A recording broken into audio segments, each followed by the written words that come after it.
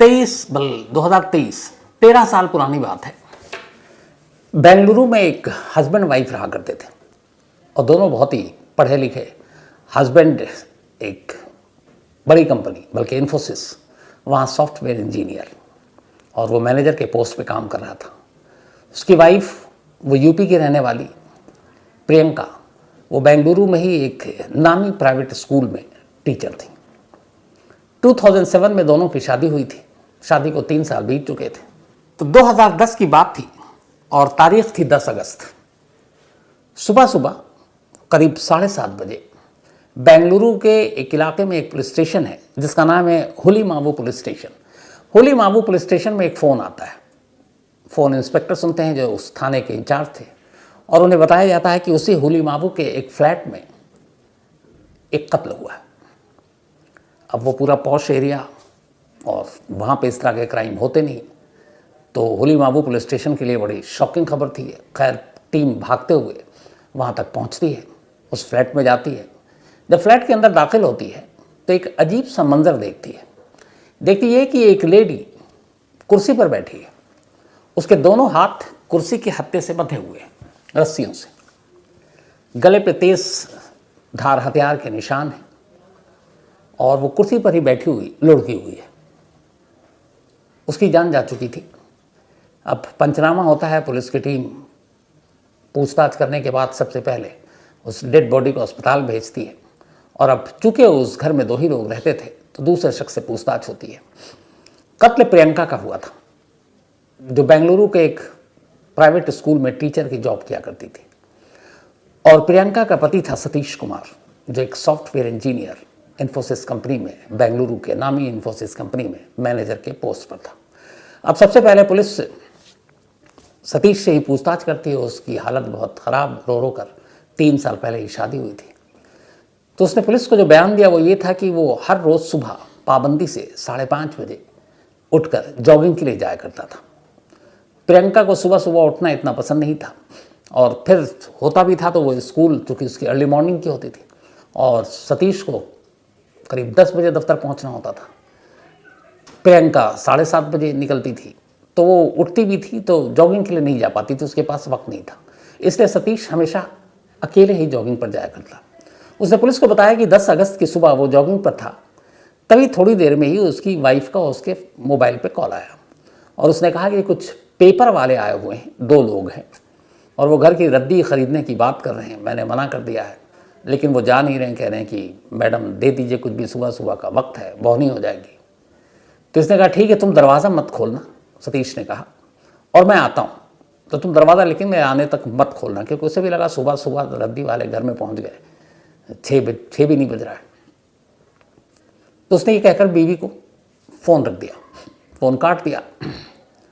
सतीश के मुताबिक इसके बाद 45 मिनट के बाद, अगले फ़ोन आने के 45 मिनट के बाद वो घर पहुँचा। जब घर पहुंचा तो उसने देखा कि फ्लैट का दरवाज़ा बाहर से बंद है। अब बाहर से दरवाज़ा बंद है, अंदर से उसने घंटी वंटी बजानी शुरू की बाहर से, लेकिन कोई खोल नहीं रहा। उसने आवाज़ दी, बीवी को फ़ोन किया, वो फ़ोन नहीं उठा रही है। काफ़ी देर हो गई, पड़ोसी भी आ गए। अब इस घर की 2 चाबी हुआ करती थी क्योंकि कई बार वो कंपनी में लेट हो जाता था सतीश, तो एक चाबी वो हमेशा अपने दफ्तर में अपने ड्रॉवर में रखता था जहाँ जिस सीट पर वो बैठा करता था। तो सतीश ने बताया कि जब काफ़ी देर हो गई और उसने खोला नहीं तो दफ्तर करीब ही था। दफ्तर करीब होने की वजह से उसने इस जगह पर फ्लैट लिया था। तो फिर सुबह सुबह दफ्तर पहुंचता है, दफ्तर में जाकर अपने केबिन से घर की चाबी लेता है, वापस आता है और दरवाज़ा खोलता है। जब दरवाज़ा खोलता है तो उसकी रूह कांप जाती है। सामने कुर्सी पर उसकी बीवी की लाश पड़ी थी, दोनों हाथ कुर्सी से बंधे हुए थे, गला कटा हुआ था। और इसी के बाद उसने सबसे पहले पुलिस को कॉल किया। ये सारा बयान उसने दिया। पुलिस ने मामले की तफ्तीश शुरू की, लेकिन 1 दिन 2 दिन बीत गया, कोई कातिल, कोई क्लू नहीं, कोई चश्मदीद नहीं, किसी पड़ोसी ने भी कुछ नहीं देखा। जिस फ्लैट में था वहाँ पे कोई आसपास में सीसीटीवी कैमरा भी नहीं था जिससे कोई क्लू मिले। तो बेंगलुरु पुलिस, ख़ासतौर पर ये हुलीमावु पुलिस, परेशान, क्लूलेस। कातिल या कत्ल की वजह के बारे में कोई जानकारी नहीं।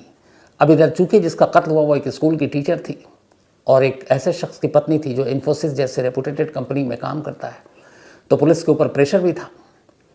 सतीश के बहुत सारे दोस्त हमदर्दी भी जता रहे थे आकर, और लगातार दोस्त जो थे और वो कह रहे थे कि ये क्या है, मतलब बेंगलुरु जैसी जगह पर दिल्ली में जैसे महिलाएं सुरक्षित नहीं है, बेंगलुरु में भी क्या ऐसे ही होगा, लॉ एंड ऑर्डर ऐसी होगी। तो लोगों को गुस्सा भी था उस सोसाइटी में भी जिस फ्लैट में प्रियंका रहा करती थी। इसी गुस्से में तीसरे दिन से जब कोई कातिल मिला नहीं, क्लू मिला नहीं, वो हर दिन पुलिस स्टेशन जाता सतीश। तीसरे दिन से उसने पुलिस स्टेशन के बाहर धरना देना शुरू कर दिया प्रियंका के पति ने। उसने कहा कि 3 दिन हो गए और मेरी बीवी का कोई कातिल, पुलिस उसे पकड़ नहीं पाई, ना ये वजह तक पता नहीं कर पा रही है। तो ये कैसी पुलिस है? अब एक पति अपनी पत्नी के कातिल को पकड़वाने इंसाफ के लिए पुलिस स्टेशन के बाहर धरना दे, इन्फोसिस जैसी कंपनी का मुलाजिम, तो फिर मीडिया में भी खबर बनती है। तो लोकल न्यूज़पेपर ने भी खबर छापनी शुरू कर दिया। बेंगलुरु पुलिस की एक तरह से भद्द पिटने लगी कि हाई प्रोफाइल केस और बेंगलुरु पुलिस जांच तक नहीं कर रही है। अगले 3 दिनों तक सतीश धरने पर बैठा रहा। पुलिस ने उसे बहुत समझाया भी कि हम ढूंढ रहे हैं, हम सही दिशा में जांच कर रहे हैं, लेकिन सतीश मानने को तैयार नहीं। 3 दिन तक पुलिस उसे मनाती रही, वो धरने पर बैठा रहा। चौथा दिन आया। चौथे दिन फिर पुलिस आई सतीश के पास। उसने कहा धरना खत्म करो, जाओ हम तुम बताते हैं। उसने कहा नहीं, आप पहले कातिल को पकड़ो। पुलिस ने सतीश के हाथ पकड़े और कहा और थाने के अंदर। सतीश तक पकाया, पुलिस उसे थाने के अंदर ले गई। फिर उसने उससे कहा कि अब तुम्हें थाने के बाहर बैठकर धरना प्रदर्शन करने की ज़रूरत नहीं है, अब तुम थाने के अंदर ठीक हो। तो उसने कहा ये क्या मजाक है? तो उसने कहा मजाक नहीं है, 3 दिनों से तुम यहाँ बाहर बैठकर धरना प्रदर्शन कर रहे हो, हम पे उंगलियाँ उठा रहे हो, और तुम्हें ये लग रहा है कि हम तुम्हारे इस प्रेशर में हैं। असल में तुम गलतफहमी में थे। तुम 3 दिन तक धरने प्रदर्शन पे बैठे थे और हम लोग जानबूझकर चाहते थे कि तुम बैठे रहो ताकि इस बीच हम तुम्हारी भी कुंडली खंगालें। और कई ऐसी चीज़ें थी जिससे हमें पहला शक तुम ही पर था। बस कुछ कड़ियों को जोड़ना था, जोड़ने में 4 दिन लग गए। तुमने 4 दिन खूब तमाशा कर लिया पुलिस स्टेशन के बाहर। अब पूरी कहानी सामने है, कड़ियाँ जुड़ चुकी हैं, तो आओ थाने में आओ, बाहर क्यों बैठते हो? अब एक्सेप्ट करो कि तुम ही प्रियंका के कातिल। सतीश पहले तो सब पकाया, फिर उसने कहा क्या बेवकूफ़ी की बात कर रहे हो, मैं अपनी बीवी को क्यों मारूंगा, और मारूंगा तो मैं ही क्यों धरने पर बैठकर पुलिस पर प्रेशर बनाऊंगा कि कातिल को पकड़े। मैं तो आराम से घर पे चुपचाप रहता, आप पे दबाव भी नहीं पड़ता, आपको मेहनत नहीं करनी पड़ती, आप कातिल को नहीं पकड़ते, तो मैं क्यों करूँगा। फिर पुलिस ने उसे एक एक कर उसकी कमज़ोर कड़ियाँ बतानी शुरू की। जब सारी चीज़ें सामने रख दी तो चूँकि एक सॉफ्टवेयर इंजीनियर था, उससे भी पता था इन एविडेंस की क्या अहमियत है, इसे कोई नकार नहीं सकता। उसके पास भी कोई रास्ता नहीं था। आखिरकार सतीश टूट पड़ा और फिर उसने पूरी सच्चाई उगल दी, पूरी कहानी बताई। जब कहानी सामने आ गई तो केस खुल गया। बट उसने जो कहानी बताई उससे पहले ये जानना ज़रूरी है कि आखिर पुलिस को ऐसा क्या शक हुआ कि जो शख्स पुलिस के खिलाफ धरने पर बैठा है उसी के ऊपर पुलिस ने शक किया कि यही कातिल है। बड़ी माइनर डिटेलिंग के साथ बेंगलुरु पुलिस ने इस केस पे काम किया था और छोटी छोटी बातों का जब उसने ख्याल रखा तो केस खुल गया। हर पुलिस वालों के लिए एक तरह से नज़ीर है कि छोटी बातों को कभी आप अनदेखा मत करो। 10 अगस्त की सुबह 7:30 बजे जब इस हुली माबू पुलिस के पास फ़ोन आया था कि एक फ्लैट में एक लेडी का कत्ल हो गया है और पुलिस पहुंची, तो उस फ्लैट में 2 ही लोग थे, एक प्रियंका और दूसरा सतीश, उसका हस्बैंड। पहला बयान सतीश ने यही दिया कि सुबह वो जॉगिंग पे था, उसकी बीवी ने फ़ोन किया और कहा कि 2 पेपर वाले आए हैं रद्दी ख़रीदने, और उसने कहा कि तुम उनको रुको, मैं घर आता हूँ, दरवाज़ा मत खोलना। अब इस बयान में ऐसा क्या था जिससे शक हो? लेकिन इस बयान में शक करने की बहुत सारी चीज़ थी। पहले जब पुलिस ने कॉल डिटेल निकाला तो देखा कि सतीश झूठ नहीं बोल रहा। उसकी बीवी का फ़ोन उसके मोबाइल पर आया, लेकिन जो टाइम है वो टाइम वो गलत बता रहा है। उसने टाइम आधे घंटे आगे का बताया, जबकि कॉल पहले का था। पहली चीज़। दूसरी चीज़, उसने कहा कि तुम दरवाज़ा मत खोलना, मैं आ रहा हूँ। तो वैसे में कभी भी कोई अपने घर पे अगर फ़ोन करे और ऐसे इमरजेंसी आपको डाउट भी है कि सुबह सुबह कौन 6 बजे रद्दी वाला आता है और आप बीवी से कह रहे हो कि तुम दरवाज़ा किसी भी कीमत पे मत खोलना, मैं आ रहा हूँ, तो पहला काम आप क्या करेंगे? आप जॉगिंग छोड़ेंगे और सीधे घर जाएंगे। और जहाँ वो जॉगिंग करता था वो घर के बिल्कुल नीचे पास में 3 से 4 मिनट घर की दूरी थी, लेकिन वो पहुँचता है 45 मिनट के बाद। अब सवाल ये था और शक की गुंजाइश यहीं से पहली पड़ी कि एक शख्स अपनी बीवी को कह रहा है कि दरवाज़ा मत खोलो, मैं आ रहा हूँ, और आने में वो 45 मिनट लेता है। पुलिस को लगा ये 45 मिनट बाद क्यों आया, क्या 45 मिनट तक वो रद्दी वाला दरवाजे के बाहर खड़ा रहेगा। यही उसका ये पहला बयान उसके खिलाफ किया। दूसरा बयान, उसने कहा कि जब वो घर पहुंचा तो दरवाज़ा बाहर से बंद था। उसने काफ़ी घंटी बजाई, अंदर से खुला नहीं। बीवी को फ़ोन किया, उसके फ़ोन पे बहुत सारे मिस कॉल भी थे। बीवी को किया जो उठाया नहीं। मतलब उसने कहा कि उसके पास हमेशा एक दूसरी चाबी हुआ करती थी। तो वो फिर भागकर, पास में ही दफ्तर था इन्फोसिस का, वो अपने केबिन में गया, वहाँ उसके ड्रॉवर में वो चाबी रखती थी और वो चाबी लेकर आ गया। अब इस बयान में भी शक करने की क्या कोई वजह, लेकिन पुलिस ने जब तफ्तीश की तो ये पता चला कि ये सही है। ये सुबह 10 अगस्त की अपने दफ्तर गया था और दफ्तर से लौट कर भी आया था, इसमें कहीं झूठ नहीं बोला। तो जब दफ्तर गया और लौट कर आया तो फिर शक क्यों करें। यहाँ पे भी एक शक था जहाँ पुलिस ने दिमाग लगाया। एक शख्स जो सुबह सुबह जॉगिंग करने के लिए निकलता है, अमूमन या तो फ़ोन अपने पास रखता है या पर्स। कई लोग होते हैं जो बाहर उस वक्त चाय पीते हैं या कुछ और, बस ये 2 चीज़। इसके अलावा अगर वो अकेला है, घर की चाबी भी रख सकता है। लेकिन कोई भी शख्स सुबह सुबह जॉगिंग करने गया हो, उसके बाद वापस घर आना, नहाना है, धोना है, फिर तैयार होना, फिर ऑफिस जाना है, वो अपने ऑफिस का आईडी कार्ड लेकर जॉगिंग करने नहीं जाएगा कभी ज़िंदगी में। अब ये शक क्यों आया, वो इसलिए कि जो केबिन है और जहाँ पे इसने आई कार्ड रखा था, वो चाबी रखी थी अपनी, हर दफ्तर में, हमारे दफ्तर में भी है, उसमें ये होता है कि आपका इलेक्ट्रॉनिक कार्ड होता है एक, और आप पंच करते हैं, दरवाज़ा खुलता है। ये सारी चीज़ें हर दफ्तर में आजकल हो गया कि आपको एक कार्ड मिलता है जो आप स्वैप करते हैं या फिर पंच करते हैं या फिंगर दिखाते हैं। लेकिन उस वक्त वहाँ पे वो कार्ड था जो स्वैप करते थे, जैसे होटलों में आप रूम खोलते हैं तो उससे दरवाज़ा खुलता है। पुलिस ने जाकर इन्फोसिस के दफ्तर से पूछा वहाँ के स्टाफ से कि अगर कोई शख्स सुबह सुबह आए या कोई इमरजेंसी हो और आई कार्ड नहीं है तो आप उसको एंट्री दे देते हो। तो उन्होंने कहा कि सुबह कोई ऐसा सीनियर भी नहीं होता कि जिससे, मतलब HR वाले भी 10 बजे के बाद आते हैं या 10 बजे आते हैं। तो वहाँ एक नहीं, कई हर जगह पे उसको लगाना, 3-4 जगहों से कार्ड स्वैप करके तब गुजरना होता था। तो कहीं भी इसने कार्ड स्वैप नहीं किया। फिर ये चाबी कैसे ले आया, तो पुलिस को ये शक हुआ। पुलिस से पता चला कि वहां पे ये आया तो था लेकिन बिल्डिंग में घूमकर निकल गया, अपने केबिन तक नहीं गया। ये दूसरा शक जो इसके खिलाफ गया। इसके बाद पुलिस ने फिर और कुंडली खंगालनी शुरू की तो पता चला कि सुबह इसकी बीवी ने कॉल किया था इसे, जो इसने बयान में दिया, जिसमें कहा रद्दी वाले को अंदर मत आने देना। लेकिन जब पुलिस ने उस कॉल के डिटेल निकाला तो देखा कि जहाँ से कॉल किया गया और जहाँ से रिसीव हुआ, दोनों का लोकेशन एक ही जगह दिखा रहा है, दूर नहीं है। तो फिर इसका मतलब यही हो सकता है कि उसने अपनी बीवी का कत्ल किया, उसके बाद बीवी का फ़ोन उठाया, ख़ुद को एक कॉल किया और ख़ुद ही कॉल को छोड़ दिया 30-40 सेकंड तक रिसीविंग मोड में, फिर कॉल बंद कर दिया और उसके बाद निकल गया। तो ये सारी चीज़ें आई। पुलिस ने उससे पूछा, उसने कहा यही किया था। तो अब कातिल पुलिस की गिरफ्त में था। सिर्फ एक चीज़ जाननी थी, जिस शख्स की शादी को अभी सिर्फ 3 साल हुए हैं, शादी भी उसने अपनी मर्जी से की, अरेंज मैरिज थी लेकिन उसकी हामी थी उसमें, फिर उसने उसका कत्ल क्यों किया, और कत्ल किया तो ये तरीका उसने कैसे चुना कि अपनी बीवी को कुर्सी पर बैठकर पहले हाथ बांधा।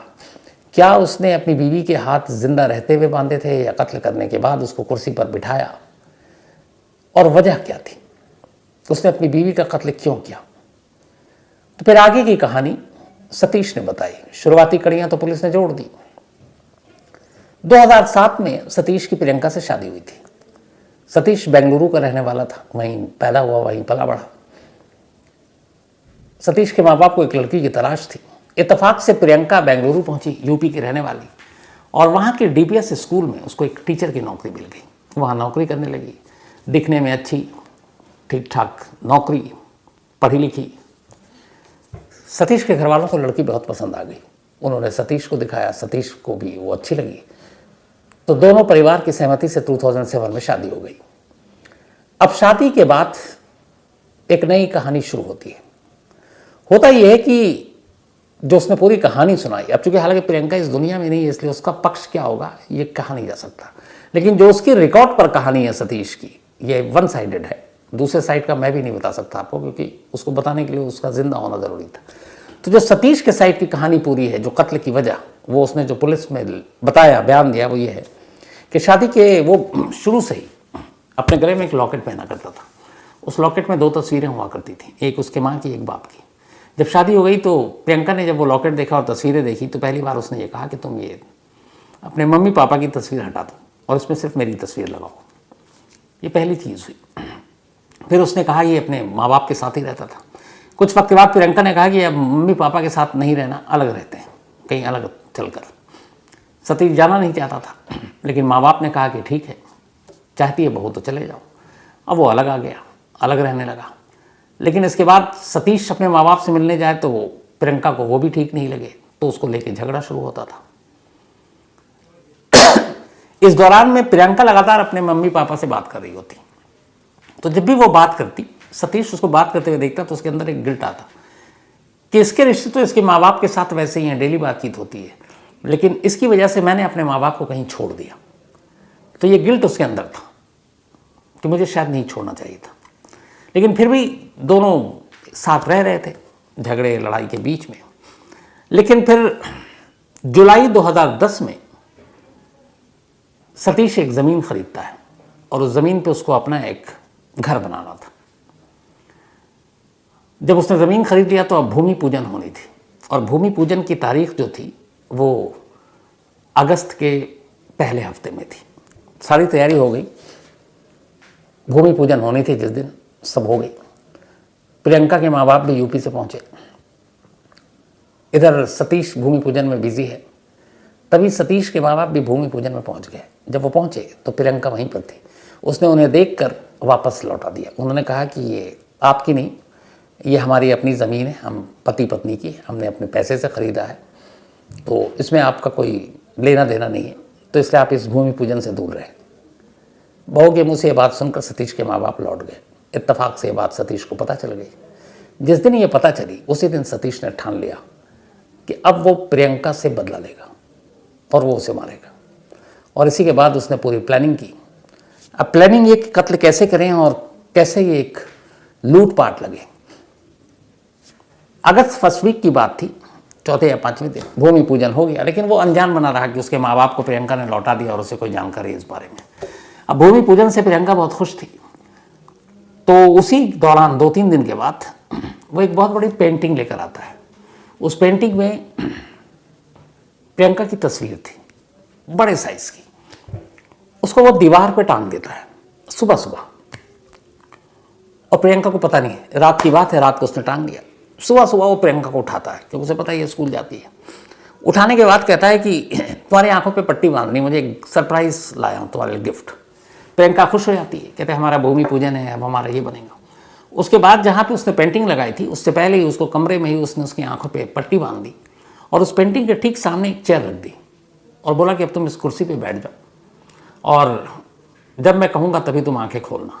और ठीक पेंटिंग की तरफ मुँह करके प्रियंका को बैठा दिया। प्रियंका बैठ गई। उसके बाद उसने धीरे से उसकी आंखों की पट्टी खोली। जैसे ही आंखों की पट्टी खोली, प्रियंका ने देखा कि सामने उसकी ही बहुत बड़ी तस्वीर लगी है। वो बहुत खुश हुई। उसे लगा उससे पति इतना प्यार करता है, उसके लिए इतनी अच्छी तस्वीर उसने दीवार पर घर के इसमें लगाई है। उसने इस बात का जिक्र अपने माँ बाप से भी किया शाम को कि सतीश बहुत अच्छा है, हमारे लिए मेरी तस्वीर एक लेकर आया है ये। अब प्रियंका खुश थी। उसे ये भी था कि चलो ये भूमि पूजन और उसके माँ बाप की बात शायद उसे पता ही नहीं है। ये चीज़ पहला रिहर्सल था, हो गया। अब उसी दिन जब ये खुश होकर गई तब उसने कहा कि नेक्स्ट वीक तुमको इससे भी बड़ा एक बिग सरप्राइज देंगे, तैयार रहना। अब प्रियंका को लगा कि यार इसने गिफ्ट दिया, अगला क्या हो सकता है। वो इसी डेली पूछे, वो कहे कि बस सरप्राइज है। वो सरप्राइज डे आ गया 10 अगस्त। 10 अगस्त की सुबह 5:30 बजे ही जब जॉगिंग पे जाता है सतीश, जॉगिंग पे जाने की बजाय वो उठा और उसने सीधे प्रियंका को उठाया। प्रियंका को बोला कि आज तुम्हारे लिए सरप्राइज गिफ्ट है। वो खुश हो गई, बोला चलो। उसने फिर वहीं कुर्सी पर बैठाया उसकी तस्वीर के सामने। बिठाने के बाद उसने कहा कि देखो तुम अपने हाथ से छू कर पता कर लोगी कि क्या मैं दे रहा हूँ। उसने कहा मुझे पता है तुम शायद हीरे का हार लेकर आई हो। उसने कहा नहीं, तुम्हें कुछ टच नहीं करना, लेकिन तुम चीटिंग करोगी। वो उसने कहा मैं नहीं करूँगी। उसने कहा नहीं, मुझे यकीन नहीं है। उसने कहा ठीक है, मेरा हाथ बांध दो।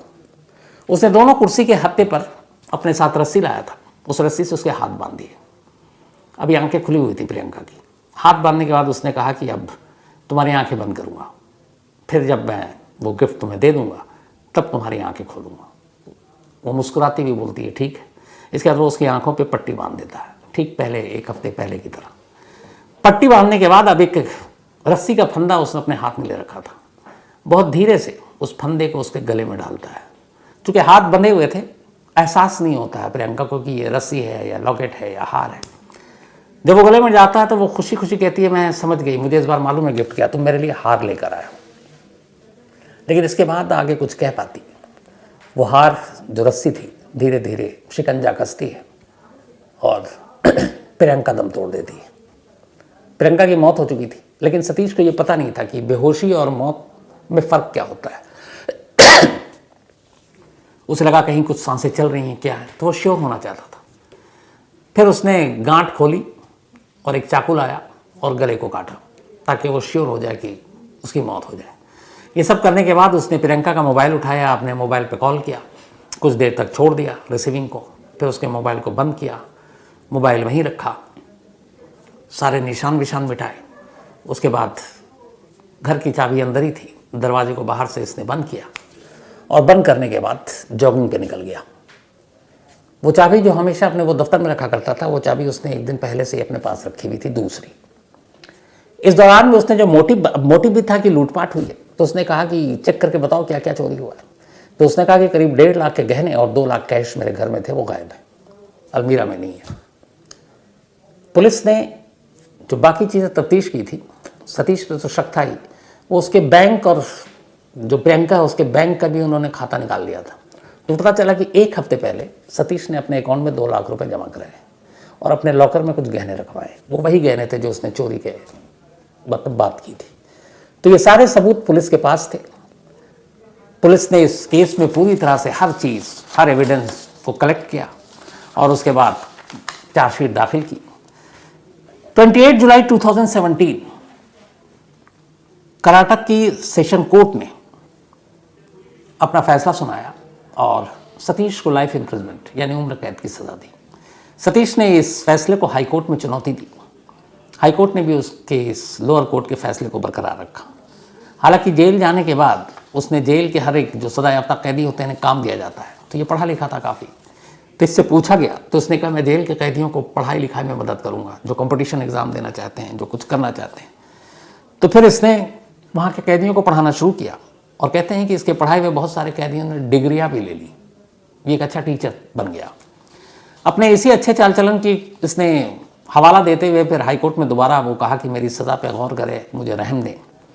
लेकिन अदालत ने ये कहा कि चलो ठीक है, तुम्हारा जेल में अच्छा है, तुम पढ़ा लिखा रहे हो, तो जो उम्र कैद के साथ तुम्हें जुर्माने की रकम दी गई है कि ये जुर्माना भी भरना होगा, वो रकम माफ़ करते हैं, लेकिन रहोगे तुम जेल में, क्योंकि इस जेल में जो तुम अच्छा काम कर रहे हो उसके लिए उस बुरे काम को तुम नहीं माफ़ किया जा सकता जो तुमने किया था।